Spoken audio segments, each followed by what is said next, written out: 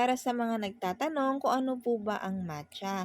Ang matcha po ay green tea at masarap po siya sa cake. Hindi po siya overpower ng pagka-green tea niya. Basta kung matitikman nyo man ito ay kayo na po yung humusga kung totoo po ba yung sinasabi ko or hindi. Wee! O-order na yan. Order na. Message lang kayo sa akin kapag gusto nyo pong magpagawa ng cake.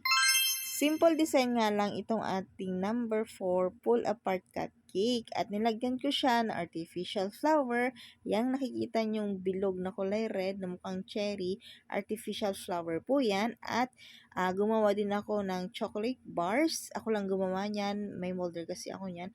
And then syempre ang cashew nuts na nagpapasarap lalo sa ating matcha cake. Wow! Amazing! Kung napapansin nyo nga ay patapos na rin itong ating cake at talaga naman itong dedication natin ay paulit-ulit kong ginawa dahil itong kamay ko ay pasmado na yata. Kaya naman bilisan na natin at baka kayo naman ay mainip na. At siya nga pala ang lola nyo ay baker slash vloggerist na rin po talaga. Kaya kung sino man po yung mga hindi pa naka-follow sa aming page, Becky naman, paki-follow na. At ito na nga ang ating finished product, no? Ano sa tingin nyo? Maganda ba? Simple lang naman yung ginawa kong design para sa aking baby. Hindi naman kailangan bongga kasi kami lang din naman ang kakain yan.